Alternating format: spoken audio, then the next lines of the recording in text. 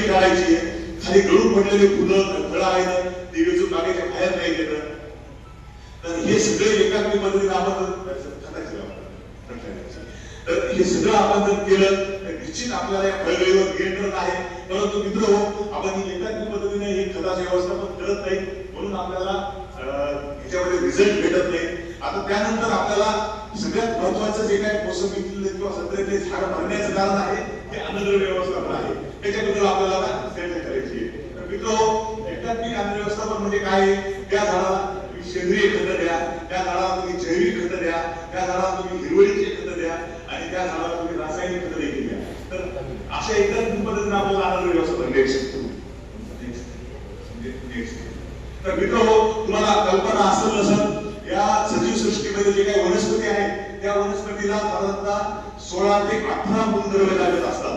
आता सुद्धा तुम्हाला फक्त तुमच्या गरजेने वरण भातच दिला किंवा फक्त चपातीच दिली तर तुम्ही काही दिवसांनी खाणं पिणं बंद करता.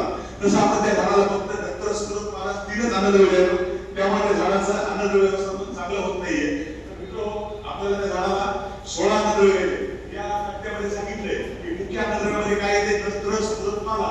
दुय्यम अन्नद्रव्यामध्ये काय येते? कॅल्शियम, मॅग्नेशियम आणि गंधक. आणि सूक्ष्म अन्नद्रव्यामध्ये काय येते? लोह, जस्त, मॅंगनीज, तांबे, मॉलिब्डेनम आणि बोरॉन. आणि हवेमध्ये किंवा निसर्गात मुक्त असलेले जे काय अन्नद्रव्य आहेत त्याच्यामध्ये कर्ब, हायड्रोजन, ऑक्सिजन आणि क्लोरीन असे 16 अन्नद्रव्य आपल्याला मिळतात. आणि ते 16 अन्नद्रव्य देताना सुद्धा फक्त रासायनिक खतातून न देता एकात्मिक पद्धतीने म्हणजे सेंद्रिय खतातून, जैविक खतातून बंगार लावून लगेच. तर मित्र पण आता हे आपल्याला कसं कळायचं की आपल्या जमिनीमध्ये कोणते अन्नद्रव्य कमी आहेत आणि कोणते अन्नद्रव्य जास्त आहेत? त्यामुळे मी सुरुवातीला सांगितलं 2-2 मिनिटाचा व्हिडिओ ठीक आहे. आपण माती तपासणी करून घ्या. केमिकल मध्ये देखील माती तपासणी सुविधा असते.